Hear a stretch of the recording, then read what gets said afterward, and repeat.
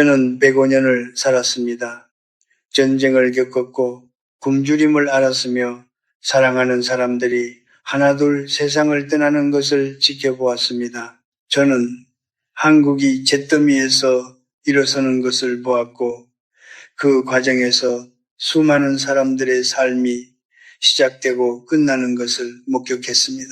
그 긴 세월 동안 제가 배운 것이 하나 있다면 그것은 이것입니다. 인간은 자신이 옳다고 믿는 것을 성실하게 반복하다가 그 성실함 때문에 스스로를 잃기도 한다는 것입니다. 오늘 저는 여러분께 불편한 이야기를 하나 드리려 합니다. 하지만 이것은 여러분을 두렵게 하려는 말이 아닙니다. 105년을 살아온 한 노인이 더 늦기 전에 전해드리고 싶은 진심입니다. 제게 오래된 친구가 한 명 있었습니다. 그는 평생 아침밥을 거르지 않았습니다. 새벽 6시면 어김없이 일어나 밥을 짓고 국을 끓이고 상을 차렸습니다. 40년 넘게 단 하루도 빠지지 않았습니다. 그는 스스로가 건강하다고 믿었고 주변 사람들도 그렇게 생각했습니다. 그런데 그가 81살이 되던 해봄 그는 자신의 큰아들 이름을 잊어버렸습니다. 처음에는 잠깐 헷갈린 것이라 했습니다. 그러나 그 다음 달에는 둘째 아들의 얼굴을 알아보지 못했습니다. 그리고 그로부터 2해가 지나지 않아 그는 자기 자신이 누구인지조차 기억하지 못하게 되었습니다. 저는 그 곁에서 그 모든 과정을 지켜보았습니다. 그리고 저는 스스로에게 물었습니다. 그는 평생 성실했는데 어디서부터 잘못된 것일까? 아침을 거르지 않았는데 왜 뇌는 그를 저버린 것일까? 여러분 잘 들으십시오. 아침을 먹는다는 것 자체가 뇌를 지키는 것이 아닙니다. 무엇을 어떻게 누구와 함께 그리고 먹은 후에 무엇을 하는가 이 4가지가 뇌의 운명을 결정합니다. 성실함은 미덕입니다. 그러나 잘못된 방식의 성실함은 오히려 해로움을 매일 쌓아가는 일이 됩니다. 저는 이 사실을 일찍 알지 못했습니다. 저도 오랫동안 그저 아침을 꼭 먹어야 한다는 말만 들었고 그것이 전부인 줄 알았습니다. 그러나 90이 넘어 의사들과 이야기를 나누고 수십 년간 함께 나이 들어온 동료들의 말년을 지켜보면서 저는 비로소 깨달았습니다. 아침 식탁은 단순한 식사 자리가 아닙니다. 그것은 매일 아침 뇌에게 보내는 신호입니다. 살아있다는 신호, 움직인다는 신호, 연결되어 있다는 신호, 그리고 그 신호가 잘못되면 뇌는 천천히 조용히 스스로 문을 닫기 시작합니다. 오늘 제가 말씀드릴 6가지는 거창한 의학 지식이 아닙니다. 여러분의 아침 식탁에서 지금 이 순간에도 일어나고 있는 일들입니다. 어쩌면 여러분은 이 중 하나를 혹은 여러 가지를 오늘 아침에도 하셨을지 모릅니다. 괜찮습니다. 아는 것이 먼저입니다. 그리고 아는 순간부터 바꿀 수 있습니다. 기억하십시오.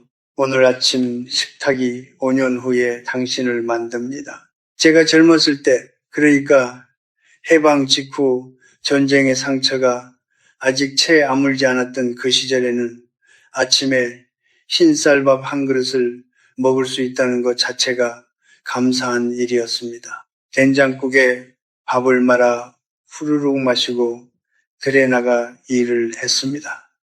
그 시절 우리에게 흰쌀밥은 생존이었습니다. 굶주림을 이겨내는 힘이었고 하루를 버티게 해주는 유일한 위안이었습니다. 저는 그 밥 한 그릇의 소중함을 지금도 잊지 않습니다. 그러나 시대가 바뀌었습니다. 몸이 바뀌었습니다. 우리가 80이 되고 90이 되었을 때 그 흰쌀밥은 더 이상 우리의 편이 아닐 수 있습니다. 의사들이 제게 설명해 준 것을 제 방식으로 말씀드리겠습니다. 흰 쌀밥이나 흰빵처럼 정제된 탄수화물을 아침에 드시면 혈당이 매우 빠르게 올라갑니다. 그리고 그만큼 빠르게 떨어집니다. 이 급등과 급락이 반복될 때마다 내 세포는 작은 충격을 받습니다. 한 번은 괜찮습니다. 두 번도 견딥니다. 그러나 10년, 20년 매일 아침 그것이 반복된다면 어떻겠습니까? 그것은 뇌에 매일 아주 작은 균열을 내는 것과 같습니다. 눈에 보이지 않지만 쌓이고 쌓여 어느 날 갑자기 무너지는 것입니다. 저는 이것을 오래된 돌담에 비유합니다. 매일 아침 돌 하나씩 빼내어 간다고 상상해 보십시오. 처음에는 아무것도 달라진 것 같지 않습니다. 담은 여전히 서 있습니다. 그러나 어느 날 단 하나의 돌이 더 빠지는 순간 담 전체가 무너집니다. 뇌도 그렇습니다. 치매는 어느 날 갑자기 찾아오는 것이 아닙니다. 그것은 수십 년에 걸쳐 매일 아침 조용히 준비되어 온 것입니다. 이제 두 번째 이야기를 드리겠습니다. 국물입니다. 우리 세대의 어르신들은 아침에 국이나 찌개 없이는 밥상이 완성되지 않는다고 느끼십니다. 저도 그 마음을 압니다. 뜨끈한 국물 한 모금이 아침의 몸을 열어주는 느낌, 그 따뜻함은 단순한 음식 이상의 것입니다. 그것은 기억이고 위안이며 살아있다는 감각입니다. 그러나 그 국물 속에는 우리가 의식하지 못하는 나트륨이 매우 많이 들어있습니다. 된장국 한 그릇에 담긴 나트륨의 양은 하루 권장 섭취량의 절반을 훌쩍 넘기는 경우가 많습니다. 그리고 나트륨이 과도하게 쌓이면 뇌로 향하는 혈관의 벽이 서서히 약해집니다. 혈관이 좁아지고 딱딱해지고 어느 순간 아주 작은 부분에서 막히거나 터지기 시작합니다. 이것이 바로 혈관성 치매의 시작입니다. 알츠하이머보다 덜 알려져 있지만 우리나라 노인들 사이에서 결코 드물지 않은 일입니다. 저는 여러분께 국을 끊으라고 말하는 것이 아닙니다. 그것은 현실적이지도 않고 제가 그럴 자격도 없습니다. 저 역시 뜨거운 국물을 좋아합니다. 다만 말씀드리고 싶은 것은 국물의 양을 줄이고 건더기를 먼저 드시고 국물은 조금만 드시는 것입니다. 그리고 가능하다면 된장의 양을 조금 줄이거나 저염 제품을 선택하는 것입니다. 작은 변화입니다. 그러나 그 작은 변화가 10년 후 여러분의 뇌혈관을 지킬 수 있습니다. 저는 30살 때 이런 것을 생각하지 못했습니다. 먹고 살기 바빴습니다. 그러나 100살이 넘어 뒤를 돌아보니 내 몸에게 매일 아침 무엇을 주었는가가 결국 내가 어떤 노년을 보내는가를 결정했다는 것을 압니다. 아침 식탁은 과거의 습관이 아니라 미래의 나를 만드는 자리입니다. 아침밥을 다 드셨습니까? 그렇다면 지금 어디에 계십니까? 혹시 리모컨을 집어들고 텔레비전 앞에 앉으셨습니까? 혹은 소파에 등을 기대고 방금 드신 밥이 소화되기를 기다리고 계십니까? 만약 그러시다면 저는 오늘 이 이야기를 꼭 들어주셨으면 합니다. 저는 오래전부터 사람들의 노년을 지켜보았습니다. 학자로서, 교수로서, 그리고 한 명의 늙은 인간으로서 그 긴 관찰 끝에 제가 발견한 것이 있습니다. 인지 기능이 일찍 무너지는 사람들에게는 공통된 아침 풍경이 있었습니다. 밥을 먹고 텔레비전을 켜고 움직이지 않는 것, 이 세 가지가 하나의 루틴으로 굳어진 사람들이었습니다. 왜 위험한 것인지 말씀드리겠습니다. 우리가 음식을 먹으면 몸은 소화를 위해 혈액을 위장으로 집중시킵니다. 이 순간 뇌로 가는 혈류는 일시적으로 줄어듭니다. 이것은 자연스러운 현상입니다. 문제는 이 상태에서 아무것도 하지 않고 그냥 앉아 있을 때입니다. 몸을 조금이라도 움직이면 혈액 순환이 다시 활성화되고 뇌로 가는 혈류도 회복됩니다. 그러나 텔레비전 앞에 멈춰 있으면 그 회복이 일어나지 않습니다. 뇌는 가장 혈류가 적은 상태에서 가장 긴 시간을 보내게 됩니다. 매일 아침 그 시간이 쌓입니다. 텔레비전을 보는 것 자체가 나쁜 것이 아닙니다. 문제는 식후 즉시 움직임 없이 긴 시간 동안 앉아 있는 것입니다. 뇌는 자극을 먹고 삽니다.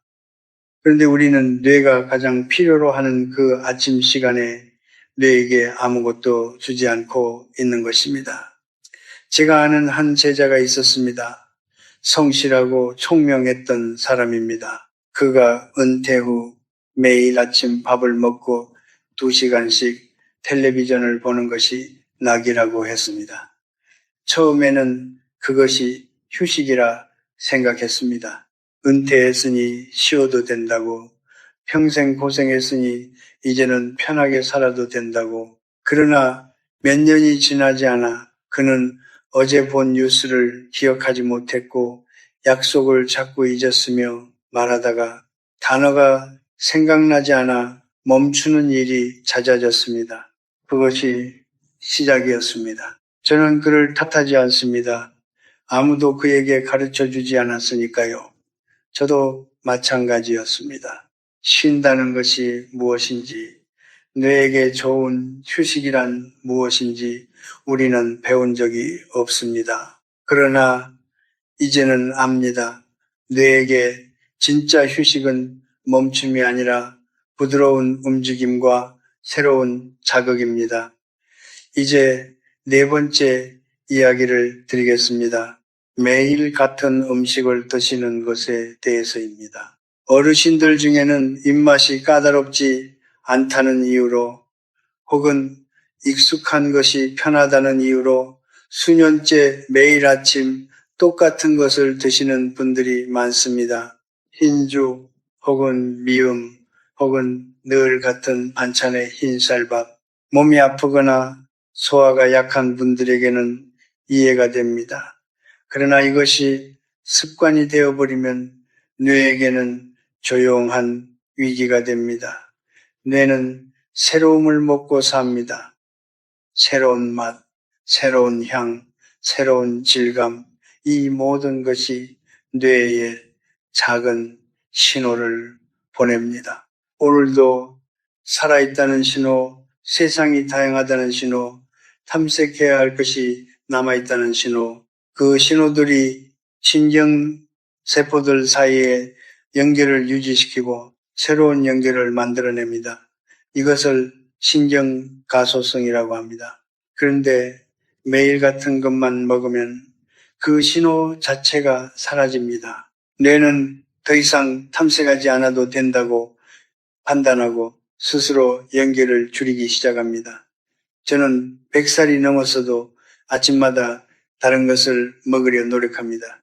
어떤 날은 고구마를 먹고, 어떤 날은 두부를 먹고, 어떤 날은 삶은 계란을 먹습니다. 거창한 것이 아닙니다. 단지 어제와 다른 것 하나를 식탁에 올려놓는 것입니다. 그것만으로도 뇌는 깨어납니다. 오늘 아침도 탐색할 것이 있다는 것을 몸이 먼저 알아채는 것입니다. 편안함은 소중합니다. 그러나 뇌에게 편안함만 주는 것은 뇌를 천천히 잠들게 하는 것입니다. 익숙함은 위안이지만 반복은 무감각입니다. 그리고 무감각은 망각의 첫 번째 문입니다. 여러분, 오늘 아침 식사를 혼자 하셨습니까? 아무 말 없이 텔레비전 소리만 배경으로 흘려놓고 혼자 조용히 밥을 드셨습니까? 혹은 가족이 옆에 있었지만 서로 아무 말도 나누지 않고 각자 그릇만 들여다 보셨습니까? 저는 이 질문이 불편하게 느껴지실 수도 있다는 것을 압니다. 그러나 이것은 외로움에 대한 이야기가 아닙니다. 뇌에 대한 이야기입니다. 저는 오랫동안 여러 요양원과 노인 시설을 방문할 기회가 있었습니다. 그곳에서 저는 한 가지 패턴을 발견했습니다. 혼자 식사를 하고 식사 중 대화가 없는 분들이 그렇지 않은 분들보다 눈에 띄게 빠른 속도로 인지 기능이 저하되었습니다. 처음에는 우연이라고 생각했습니다. 그러나 그것은 우연이 아니었습니다. 말을 한다는 것은 단순히 소리를 내는 행위가 아닙니다. 말을 하려면 뇌의 여러 영역이 동시에 활성화되어야 합니다. 무슨 말을 할지 생각하고 그것을 언어로 변환하고 상대의 반응을 읽고 다음 말을 준비하는 것. 이 모든 과정이 전두엽을 끊임없이 작동시킵니다. 전두엽은 우리가 사람다운 삶을 살 수 있게 해주는 뇌의 가장 중요한 부분입니다. 판단하고 계획하고 감정을 조절하고 다른 사람을 이해하는 능력, 이것이 모두 전두엽에서 비롯됩니다. 그런데 매일 아침 아무 말도 하지 않고 밥을 드신다면 전두엽은 하루 중 가장 중요한 그 첫 번째 시간을 그냥 잠든 채로 보내게 됩니다. 그것이 하루 이틀이면 괜찮습니다. 그러나 몇 년, 몇십 년이 쌓이면 전두엽은 점점 작동하는 법을 잊어갑니다. 저는 제 친구들 중 가장 일찍 기억을 잃은 사람이 누구인지 압니다. 그는 아내와 사별한 후 홀로 살면서 매일 아침 아무 말 없이 밥을 먹었습니다. 자녀들은 멀리 살았고 이웃과의 교류도 없었습니다. 그는 조용한 사람이었습니다. 스스로도 그것을 미덕이라 여겼습니다. 말이 많으면 실수가 생긴다고 침묵이 품이라고 믿었습니다. 그러나 그 침묵이 쌓이는 동안 그의 뇌는 조금씩 문을 닫아가고 있었습니다. 그가 76이 되던 해 그는 전화기 사용법을 잊었습니다. 79이 되던 해 그는 제 이름을 부르지 못했습니다. 저는 그 일을 생각할 때마다 마음이 무거워집니다. 그에게 필요했던 것은 거창한 치료가 아니었습니다. 매일 아침 밥상 앞에서 누군가와 단 몇 마디를 나누는 것, 그것으로 충분했을지도 모릅니다. 여러분, 혼자 사신다면 혼잣말이라도 하십시오. 오늘 날씨가 좋다. 이 반찬이 맛있다. 오늘 무엇을 해야겠다. 그 작은 혼잣말조차도 뇌를 깨우는 자극이 됩니다. 가족과 함께 사신다면 밥상 앞에서 단 한마디라도 건네십시오. 말의 내용은 중요하지 않습니다. 오늘 날씨 이야기도 좋고 어젯밤 꿈 이야기도 좋습니다. 중요한 것은 입을 여는 것, 그리고 상대의 말에 귀를 기울이는 것입니다. 그 순간 여러분의 전두엽은 살아 움직이기 시작합니다. 이제 6번째 마지막 이야기를 드리겠습니다. 부드러운 음식에 대해서입니다. 나이가 들면 이가 약해지고 소화력이 떨어지고 씹는 것이 불편해집니다. 그래서 많은 어르신들이 자연스럽게 부드러운 음식을 찾게 됩니다. 죽, 미음, 두부, 으깬 감자, 몸을 생각하면 이해가 되는 선택입니다. 그런데 저는 오늘 그 선택이 뇌에게는 어떤 의미인지를 말씀드리고 싶습니다. 씹는다는 행위는 단순히 음식을 부수는 것이 아닙니다. 우리가 무언가를 씹을 때마다 턱의 근육이 움직이고 그 움직임이 뇌로 가는 혈류를 증가시킵니다. 또한 씹는 행위 자체가 뇌의 여러 영역에 신경 자극을 보냅니다.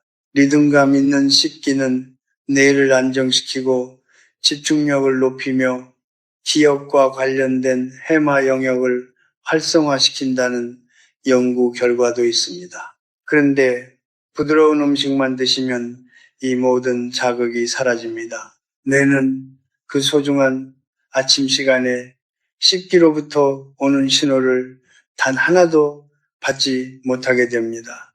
저는 100살이 넘어서도 아직 제2로 음식을 씹습니다.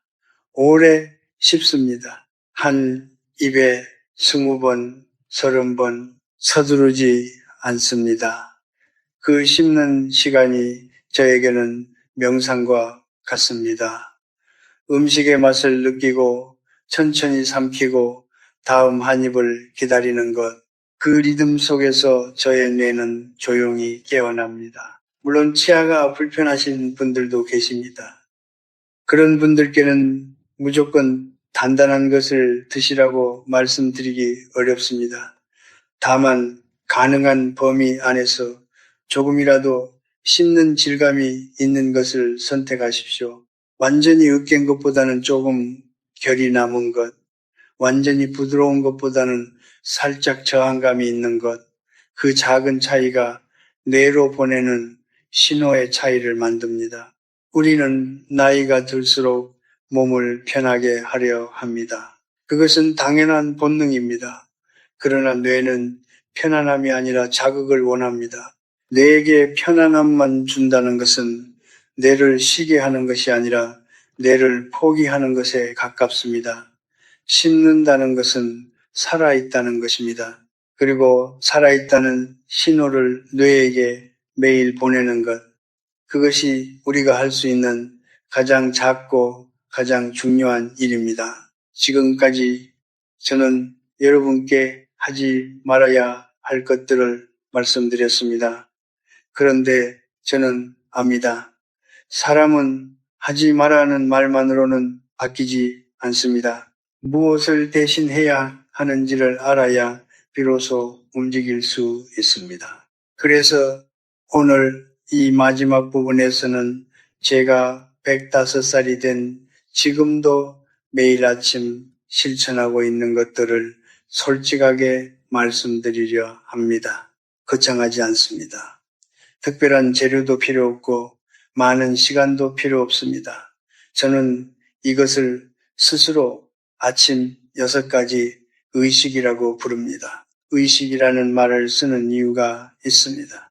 단순한 식사 습관이 아니라 매일 아침 내 뇌에게 오늘도 살아있다고, 오늘도 세상과 연결되어 있다고 알려주는 하나의 작은 의뢰이기 때문입니다. 첫 번째는 색이 있는 것을 한 가지 이상 식탁에 올리는 것입니다.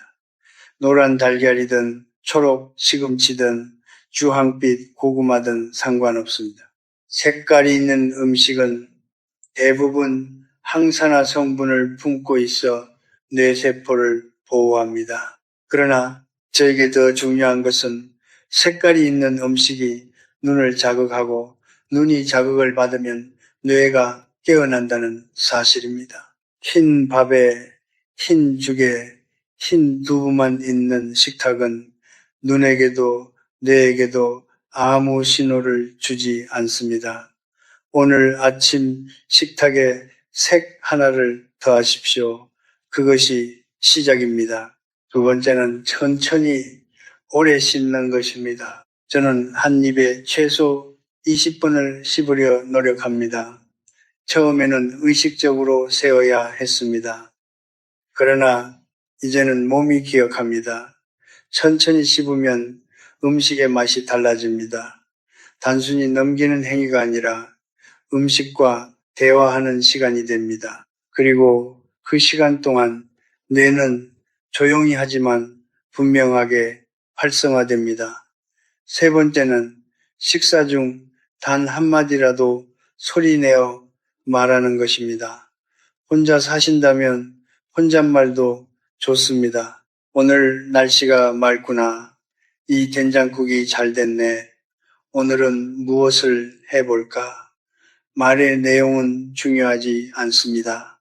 입을 열고 소리를 내는 것, 그것 자체가 전두엽을 깨우는 행위입니다. 가족이 있다면 그날의 날씨나 간밤의 꿈 이야기를 나누십시오. 밥상 앞의 대화는 어떤 보약보다 뇌에 좋습니다.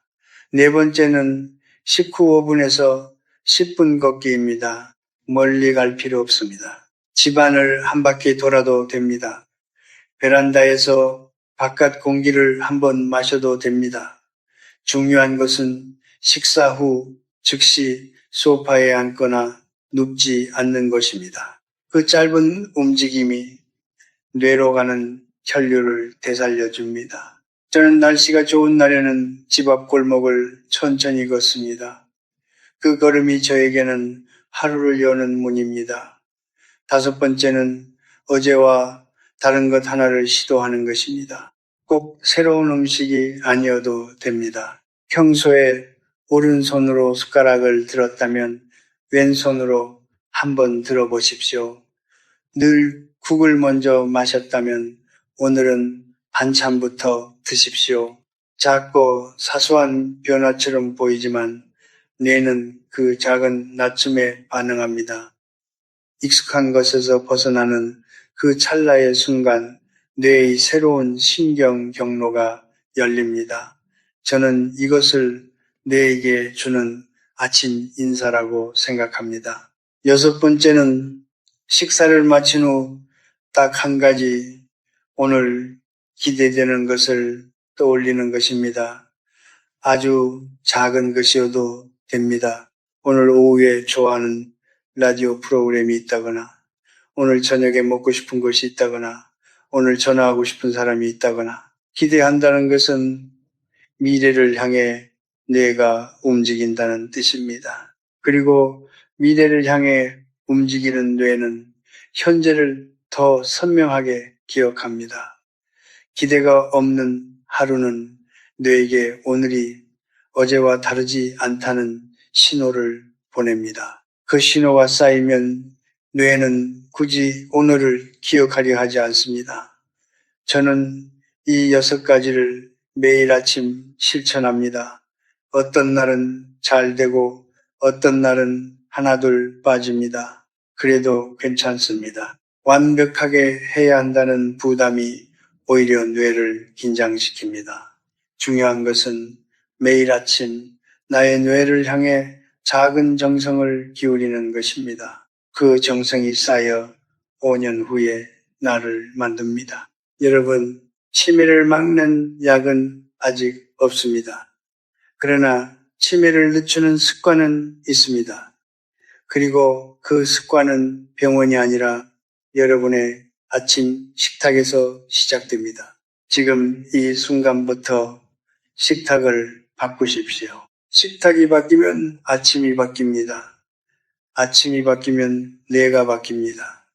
그리고 뇌가 바뀌면 남은 삶이 바뀝니다. 아침 식탁은 단순한 밥상이 아닙니다. 그것은 매일 아침 당신이 당신 자신에게 보내는 가장 조용하고 가장 진실한 사랑의 편지입니다. 저는 이제 105살입니다. 이 나이가 되면 사람들은 제게 묻습니다. 어떻게 그렇게 오래 사셨습니까? 건강의 비결이 무엇입니까? 무엇을 드셨습니까?